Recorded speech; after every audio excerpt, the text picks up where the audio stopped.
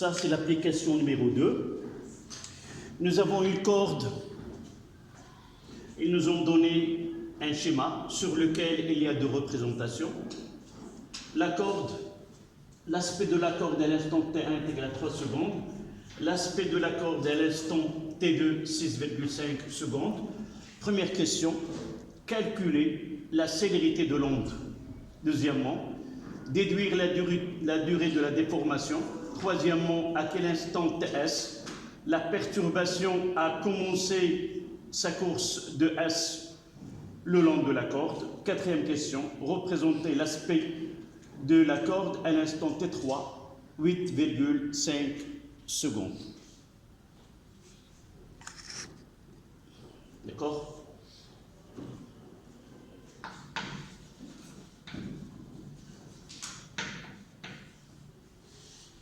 Alors, qui peut le donner? Comment répondre à la première question?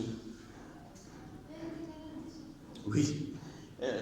هذا هو الدرس الوحيد اللي ما غادي تجبرش مشكل باش توجد لي رولاسيون. كاينه اون سول ولكن comment on doit la lire, comment on doit la coller à chaque question. On va la trouver là, on va la trouver ici et on va la trouver dans la 4e question. Sauf la façon avec laquelle on doit travailler, c'est pas la même, d'accord? Donc V est égal à D sur T. D c'est quoi? Donc on va appliquer premièrement V est égal à D sur delta de T. Quelle est la lecture qu'on va donner à cette relation? D c'est quoi? Nous l'avons donné dans le cours, la distance parcourue par l'onde.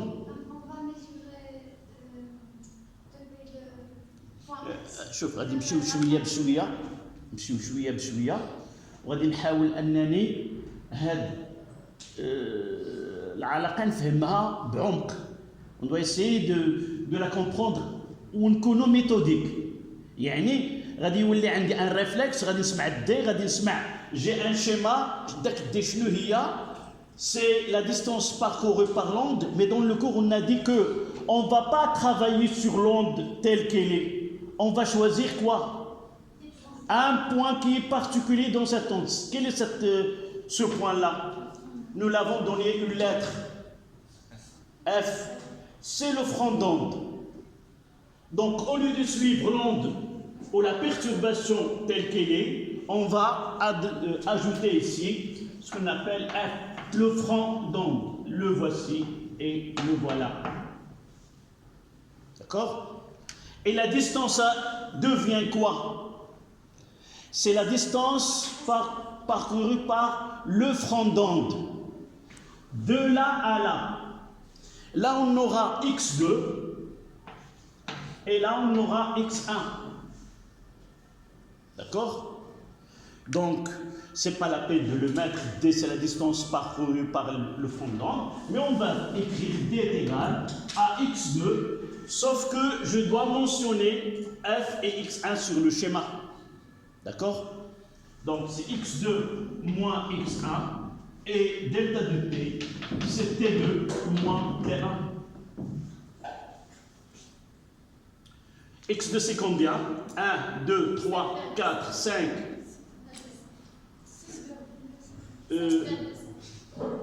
J'ai pas...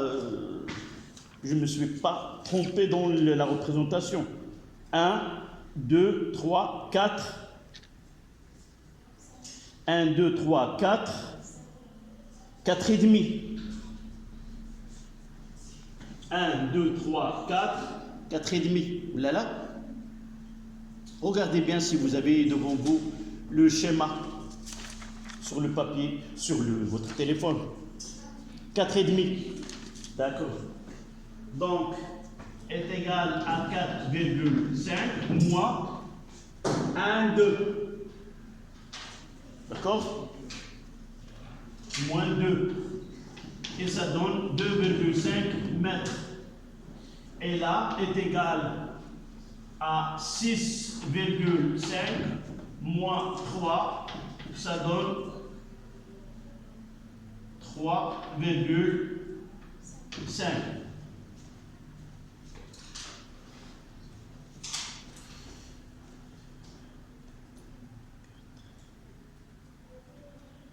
C'est exact, donc V est égal à 2,5 divisé par 3,5.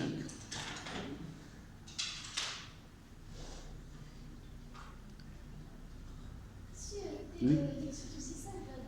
Combien? 1, 2, 3, 4. Ah oui.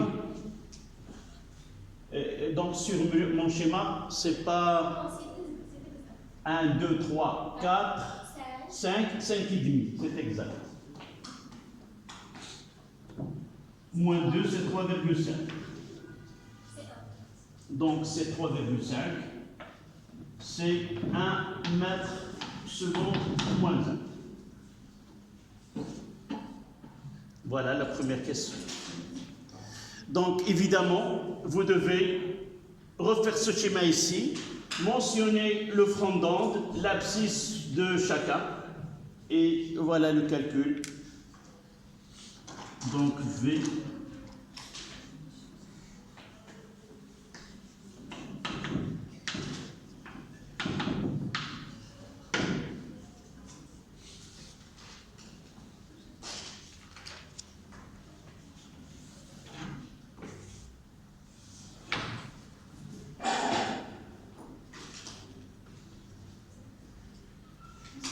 oui.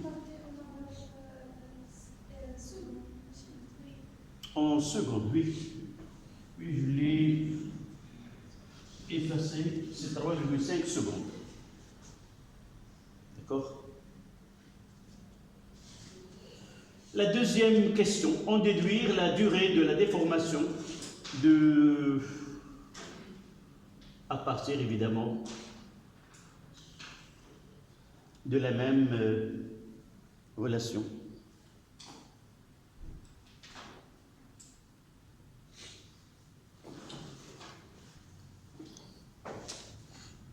هذا العام سنبقى نشوف دائما ياك كتبقى تغيب حتى كان ما كنبقاش عاقل عليك بان واش العام البكالوريا زير صافي راه الا بديتي تغيب غادي نعيط صافي حاول تتبع وراه مره غادي نسولك بمعنى خصك تتبع معايا الامور خصك صافي بالتوفيق ان شاء الله. Donc la deuxième question, c'est toujours, nous n'avons qu'une seule relation mathématique, sauf que dans celle-là, on va écrire V est égal à quoi? L sur θ. L, c'est la longueur de la déformation et θ, c'est la durée. Et de là, je vais mettre longueur. Et là, la durée. Et de là, θ est égal à L sur V. D'après le schéma,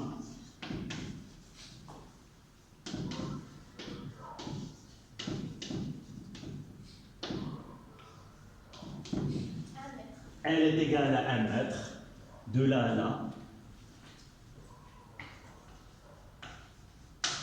Et V, d'après la première question, c'est 1 mètre seconde moins 1. Donc, θ est égal à 1 sur 1, c'est 1 seconde. La perturbation ne dure qu'une seconde dans ce cas-là.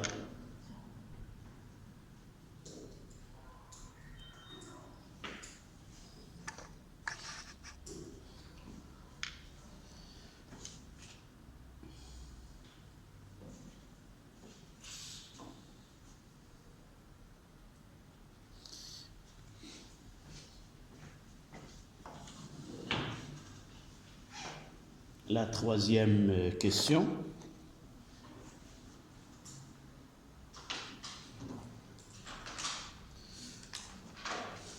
Mademoiselle, c'est toujours la même relation. Sauf dans ce cas-là, on ne va pas parler de D, on va essayer d'utiliser un abscisse X, quoi, moins. D'accord? On va utiliser la relation.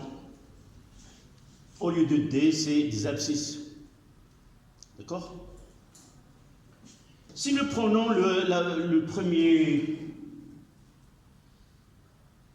première figure, celle-là, et nous essayons d'appliquer cette relation pour le front d'onde F et la source S.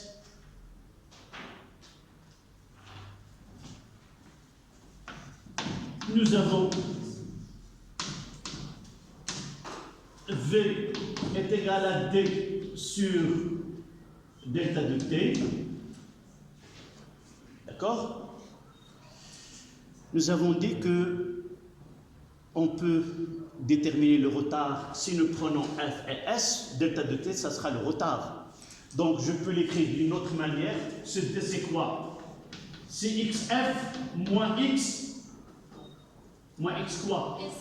XS sur TF moins TS. Et qu'est-ce qu'on veut connaître? Relire la question. On veut connaître TS. Nous avons déjà dit tout à l'heure que généralement, dans la plupart des cas, on prendra l'instant où l'onde émerge, ou si vous voulez, prend naissance à la source, c'est égal à 0. Mais là, ce choix n'a pas été donné clairement dans l'énoncé, et on va essayer à quel instant l'onde a dégénéré de la source S. D'accord? Donc il reste à XF, c'est combien? XF, c'est 2 mètres. Et XS, c'est 0. Et TF est égal à combien? C'est T1, 3 secondes. Et je vais revenir à la relation et travailler avec les lettres. Donc V est égal à XF sur TF moins TS. D'accord? Et je vais aboutir à l'expression qui nous donne TS. J'ai simplifié uniquement, j'ai donné à XS 0. Ceci d'après le schéma que j'ai ici. Voilà S, il coïncide avec l'origine des abscisses. Donc, je peux permuter ces deux. Donc, j'aurai quoi? Que T1 moins TS est égal à quoi? C'est égal à XF sur V. Et on tire TS, je vais le mettre ici. Et là, je vais le mettre de l'autre côté. Et j'aurai TS est égal à quoi? C'est T1 moins XF sur V. Voilà l'expression de TS. D'accord? Il me reste qu'à faire l'application numérique. Est-ce que c'est clair ou je reprends? Donc, j'ai dit que là, ce V qui est égal à D sur delta de T peut être appliqué à 2 points différents de milieu de propagation. C'est-à-dire, 2 points, la distance qui les sépare, delta de T c'est le retard. Donc, généralement, je l'applique pour déterminer le retard temporel entre 2 points. Mais dans certains cas, je peux exploiter cette expression pour déterminer ou connaître à quel instant l'onde elle va atteindre un point donné ou à quel instant l'onde était en un point postérieur ou antérieur. D'accord? Donc, j'ai appliqué, je ne sais pas à quel instant l'onde a quitté la source, donc je l'applique, je sais un point qui est F et son abscisse, et le temps il est là, T1. Mais pour S, je n'ai que son abscisse XS est égal à 0. Mais dans les données, je n'ai pas la date exacte où l'onde a quitté S. Donc j'applique cette relation. J'ai dit que la vitesse est égale à XF moins XS sur TF moins TS. D'après le schéma 1, vous pouvez travailler sur le schéma 2, c'est la même chose, on trouvera le même résultat. Donc, d'après le schéma XF, c'est 2 mètres, XS, c'est 0, TF, c'est T1, c'est 2, mais pour la source, je n'ai aucune information sur la date où l'onde a pris naissance en S. Donc, c'est l'inconnu que je cherche. Donc, qu'est-ce que j'ai fait? Je me suis revenu à celle-là. J'ai remplacé XS par 0. Et j'ai gardé TF, c'est T1. Et là, c'est TS. Donc, j'ai là V1 sur 1. Je peux permuter ces deux. Et je garde la même égalité. Celle-là vient ici. Et celle-là vient là. Donc, rien ne change. C'est-à-dire, j'aurai T1 moins TS sur 1 est égal à XF sur V. Et de là, j'ai cherché TS, je l'ai mis ici. Elle doit changer de signe. Et celle-là passée de l'autre côté, elle doit changer de signe. Et le résultat, c'est quoi?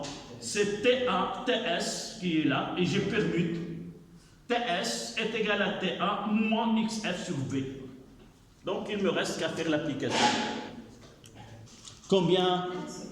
Une seconde. Donc, application numérique, TS est égal à une seconde.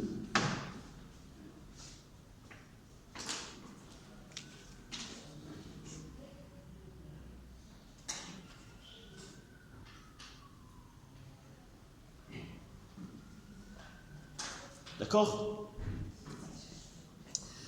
Tout simplement, la lecture qu'on peut donner, c'est que on s'est intéressé à étudier le mouvement une seconde après avoir déclenché. L'onde a été déclenchée, voilà, une seconde après, elle atteint le point S, peut-être que nous avons une autre partie de la corde, mais nous nous sommes intéressés que lorsque l'onde a atteint le point S. C'est-à-dire en réalité, il est déclenché quelque part, on a un point haut de l'autre côté, et une seconde après, elle a atteint le point S. D'accord? Mais pour nous, ce n'est pas toujours TS est égal à 0. Si on demande, dans certains cas, dans certains exercices, on peut trouver que TS vraiment est égal à 0, si le déclenchement a été fait vraiment en ce point-là. D'accord? Quelle est la question? C'était la dernière? Il nous reste, oui. Représenter la quatrième question, représenter l'aspect de la corde. AT3 est égal à 8,5. Oui. Soit nous avons le choix, soit de partir, il vaut mieux, dans ce cas-là, il vaut mieux partir soit de T1, soit de T2, et non pas l'équation là, utilisée à l'instant 8,5, quelle est l'abscisse de front d'onde, parce que nous n'avons pas à T0, x est égal à 0. D'accord?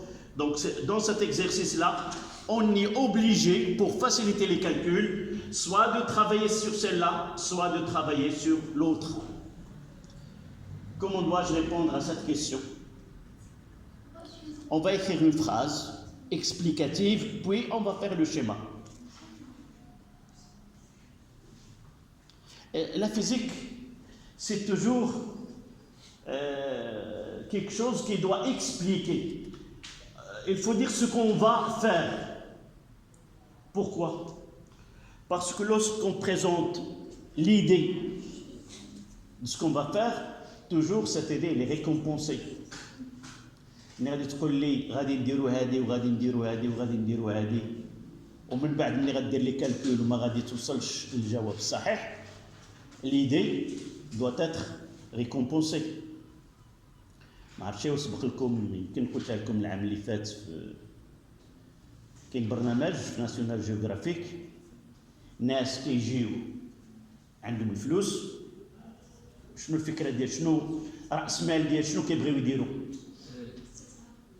كيشريو الافكار ديال الناس كيقول له انا عندي واحد الفكره غادي ندير هذه وغادي ندير هذه وغادي نبقى نشعل وغادي نبقى ندير وكذا وكيقول له وعنده داك السيد اللي غادي يشري الفكره عنده الخبراء ديالو كيقول له هذه الفكره واش يمكن لي نصنعها ولا ما نصنعهاش واش يمكن لي نعطيكم مثال هو قديم جدا كنا كنديروه حنا صغار واحد ليمون كنديرها تحت الكاغيط وكندورها وكندير مسمار الفوق وداك المسمار كيبقى يدور كيقول انا عندي هذه الفكره هذه وغادي ندير واحد الحاجه اللي غادي يمكن الناس في اللابوراتوار يخدموها عوض ما يدخل يديه يبقى يحرك لا سوليسيون غادي يمكن له يحرك ان هاد لا سوليسيون بلا ما يدير يديه شنو هو لاجيتاتور مانيتيك يقول والله الا فكره غادي يقول لصاحبو شحال كيسوى هذا كيقول له فيه غير ايمون فيه كذا يطيح علينا ب 30000 فرنك ب 300 درهم يمكن نصوبو كيقول له كنشري منك الفكره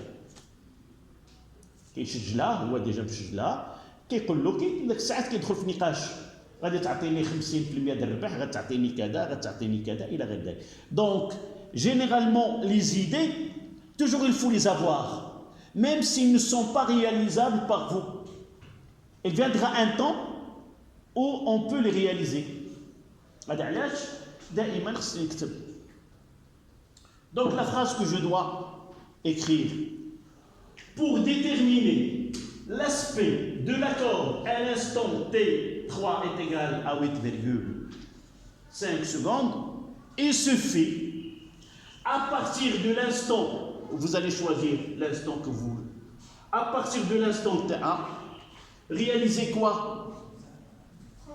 Une translation d'une distance D, telle que D est égal à V, T3 moins T1. Voilà, et je fais le schéma. Où vous dites, à partir de, fait à l'instant T2, faire une translation de distance D qui est égale à V fois T2 moins T3 moins T2. D'accord? On va essayer de faire les deux en même temps, on va essayer de comparer, est-ce qu'on aura la même chose ou pas.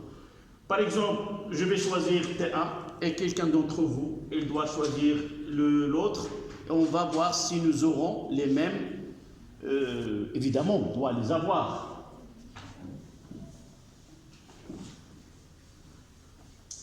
Essayez de rédiger vous-même la réponse, si vous avez bien compris la méthode. Donc là, pour représenter l'aspect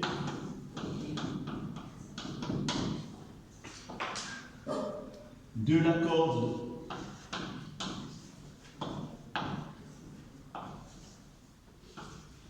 à T est égal à T3 est égal à 8,5 secondes, il suffit de réaliser une translation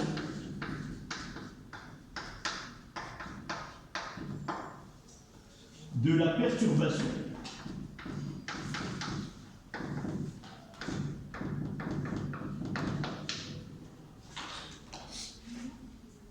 partir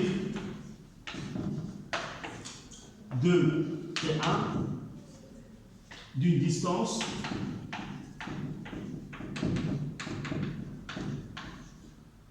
D est égal à V fois T3 moins T1. La vitesse, elle était combien? 1. Oui, elle est 1. Je viens de l'effacer, c'est 1.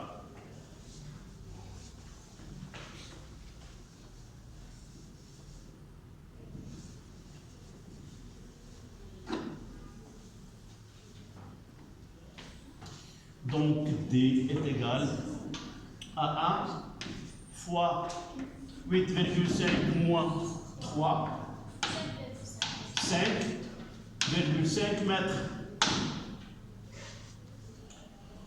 Et je dois faire le schéma sur lequel je fais l'instant T1 et je fais l'instant T3. Voilà.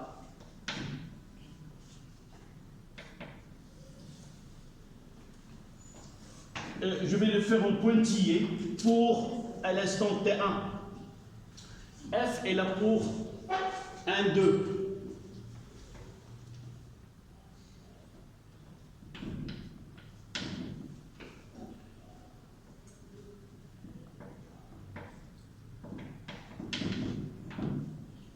Là, c'est 2. Et l'autre, si je fais une translation de 5,5, F aura comme quoi? 5,5 plus 2, c'est 7,5. D'accord? Je vais mettre avec une autre couleur de jaune. Là, 2, 3, 4, 5, 6, 7. Et voilà 8.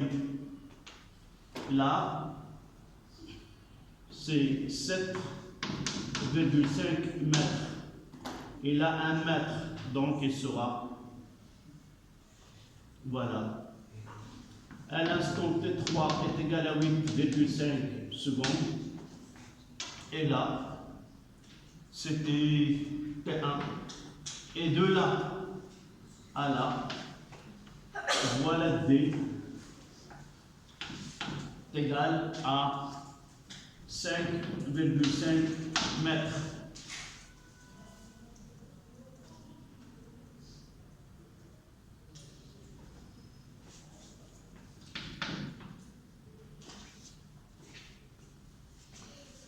La même chose, on aura la même représentation si on utilise l'instant T2.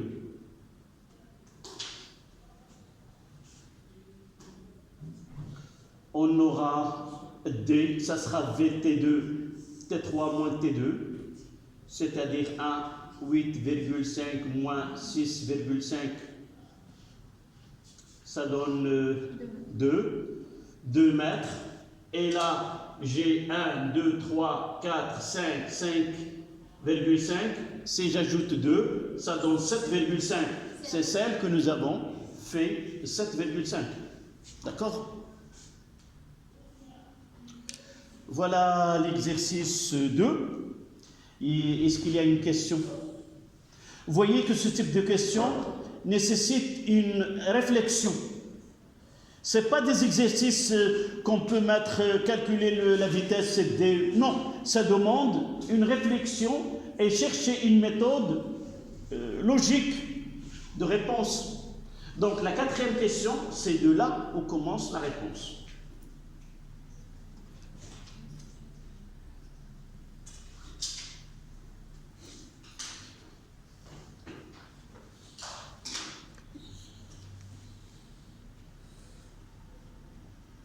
D'accord?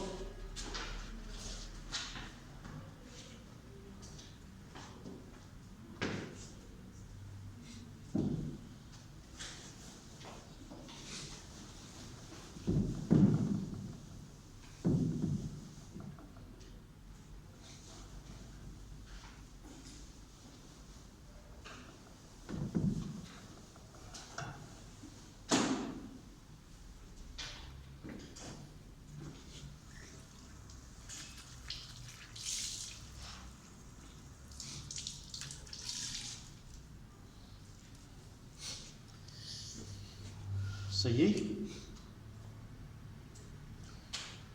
Mademoiselle, est-ce que quelque chose n'est pas lisible? Ça y est, je peux effacer.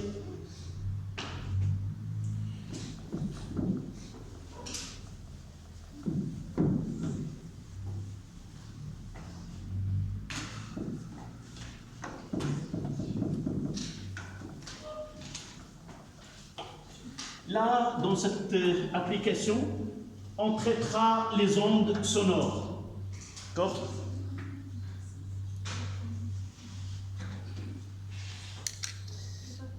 Tu n'as pas fini. Oui.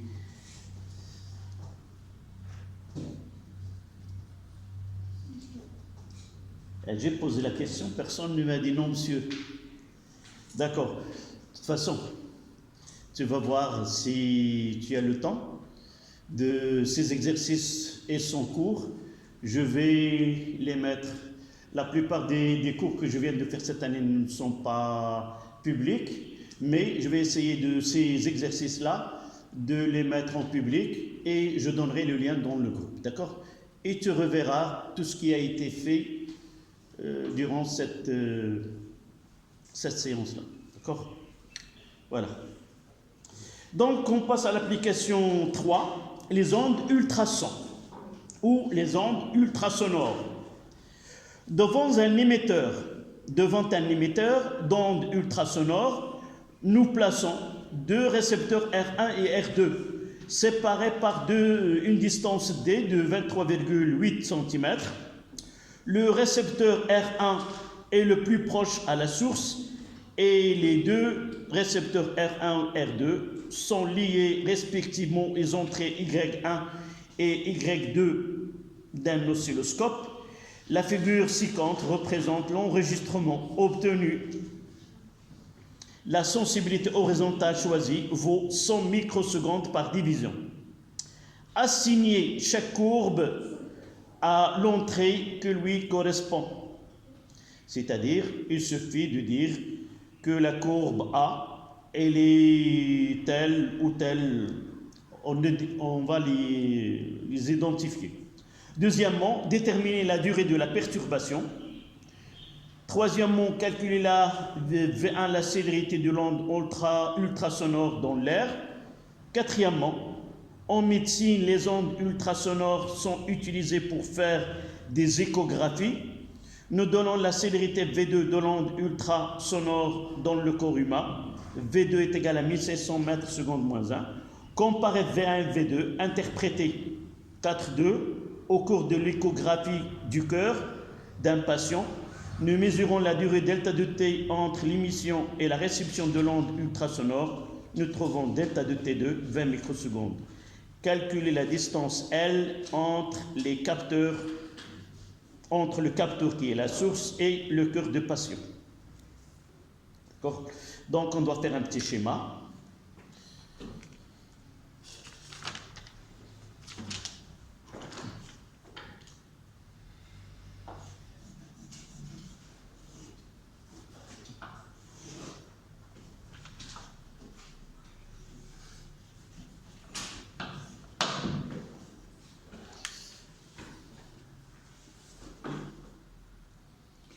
Donc,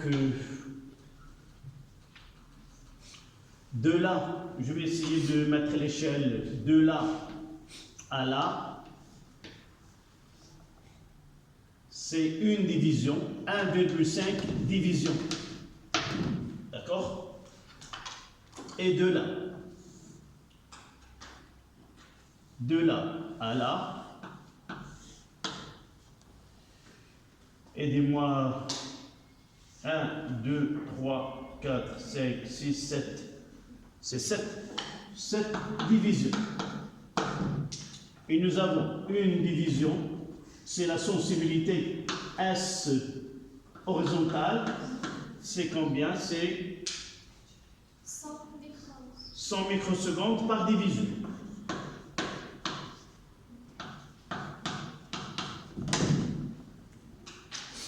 D'accord?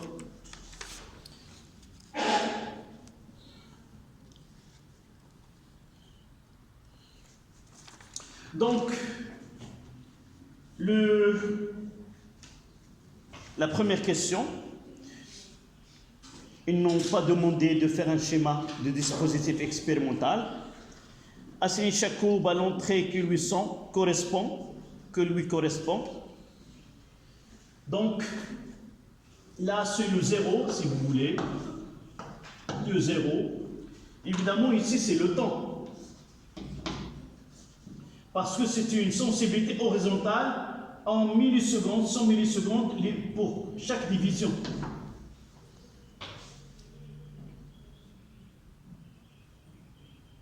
Donc, nous avons deux courbes, A et B, et nous avons deux entrées, Y1 et Y2.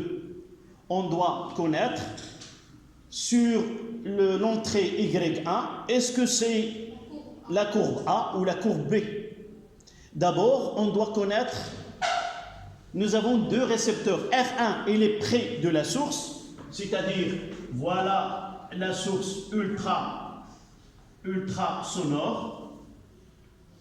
Et il y a R1.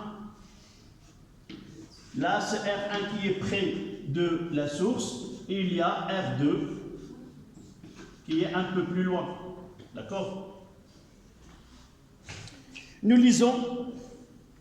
Donc, les deux récepteurs R1 et R2 sont liés respectivement aux entrées Y1 et Y2. On utilise un oscilloscope.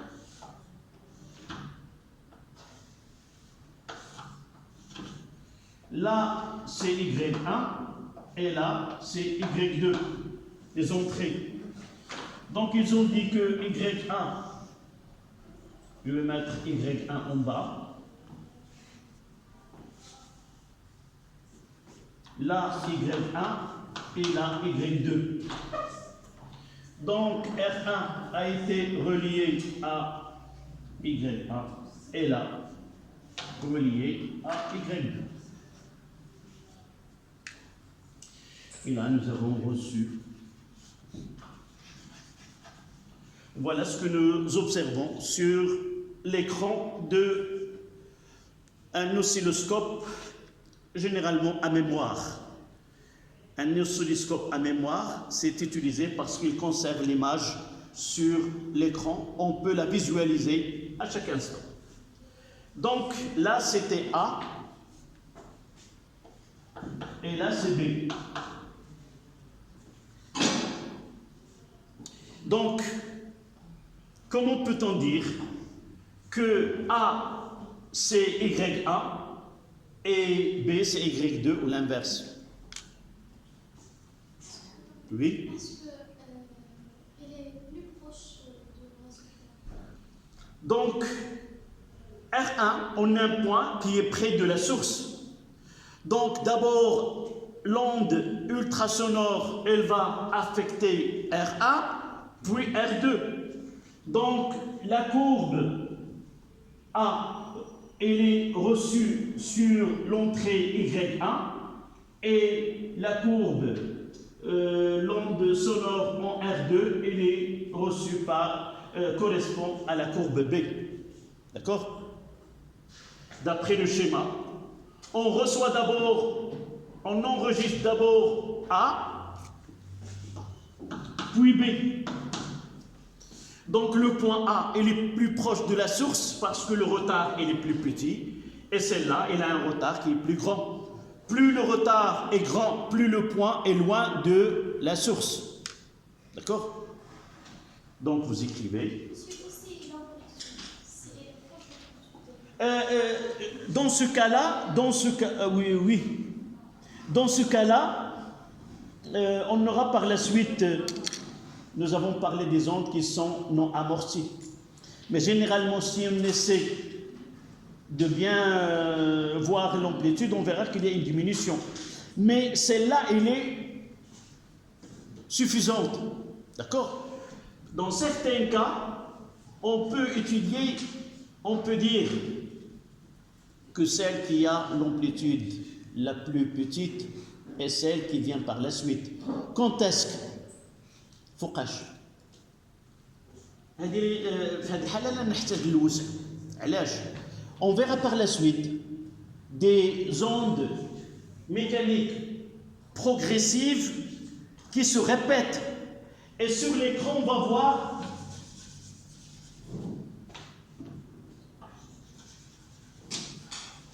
c'est difficile de connaître laquelle la première et laquelle la dernière. Tu vois? Mais dans ce cas-là, on est obligé de passer par l'amplitude. On est obligé dans l'exercice de dire que l'onde, elle est amortie. Et on dira là que l'onde qui a été reçue la première, c'est celle qui est en blanc, et celle qui est un peu plus loin est en bleu, du fait que l'onde reçue en bleu est amortie. Et nous savons, plus l'onde se propage, plus l'énergie est perdue et absorbée, et par la suite l'amplitude est diminue. D'accord? Mais ici,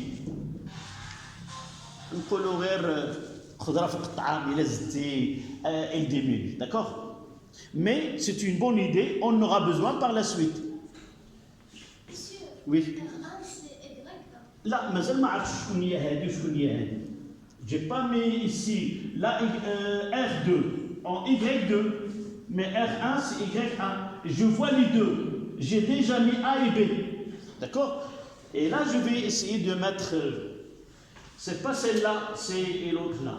J'ai les mis de cette façon pour que les branchements ne se croisent pas. Vous mettez. Plus un point est loin de la source, plus un point.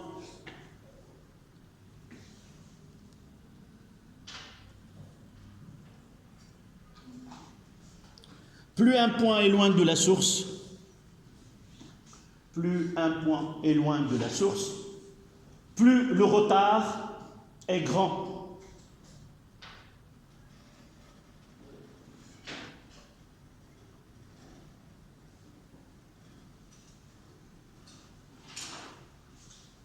Donc,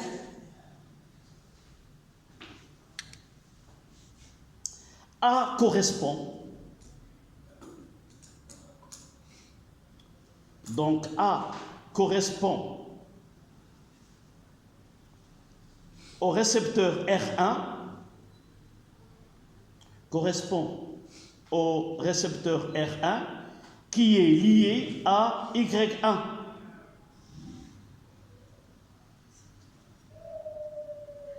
Et par conséquent, la courbe B correspond à l'entrée Y2.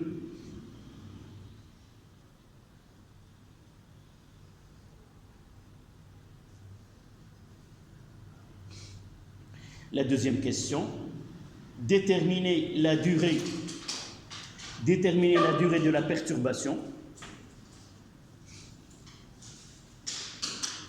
Comment peut-on déterminer la durée de la perturbation? Voilà, et bien sûr, remarquez bien que les figures qu'on a, soit un aspect du milieu de propagation et l'écart, la perturbation là, elle représente la longueur de la perturbation. Si on vous donne la variation de l'amplitude au cours de temps, si nous avons ici le temps, ça représente la durée de la perturbation. D'accord?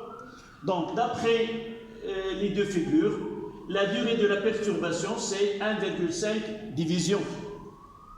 Et on va utiliser la sensibilité horizontale. Donc, deuxième question.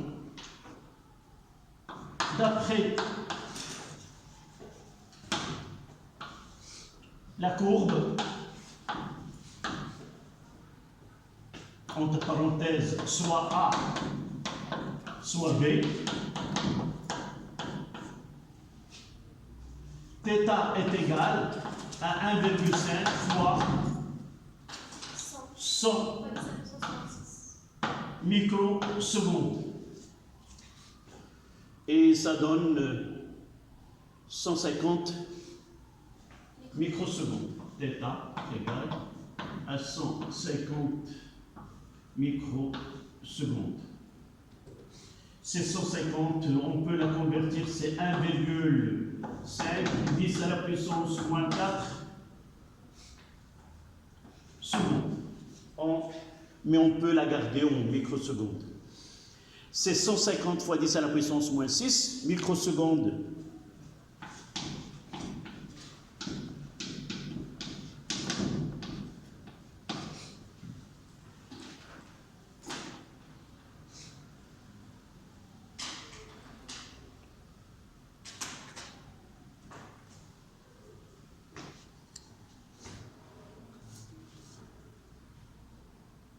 Calculer V1 la célérité de l'onde ultrasonore dans l'air.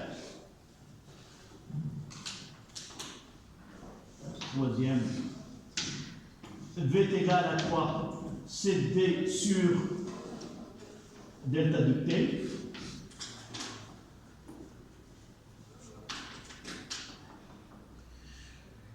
Quelle est l'application qu'on va faire? D c'est combien?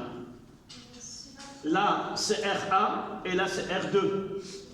Donc, de là à là, on a une distance D. C'est déjà donné dans l'exercice, c'est 23,8. Donc, D est égal à 23,8 cm. Delta de T combien? C'est 7 divisions. 7 divisions. C'est 7 fois 100 microsecondes, c'est-à-dire 700,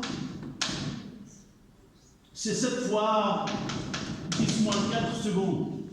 Pour ne pas laisser la vitesse, on va la calculer. V est égal à 23,8 fois 10 à la puissance moins 2. Je convertis le centimètre en mètre, divisé par 7 fois 10 moins 4.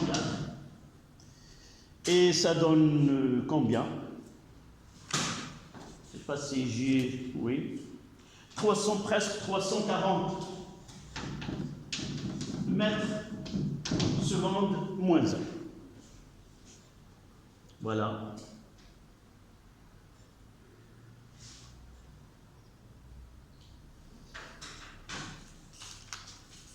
Il nous reste la quatrième question, on le verra demain, Inch'Allah. Vous êtes de 8h30 à 10h ou de 10h30 à... De 10h30. Donc l'autre classe de 8h30 à 10h. Donc demain, Inch'Allah. Oui, on passera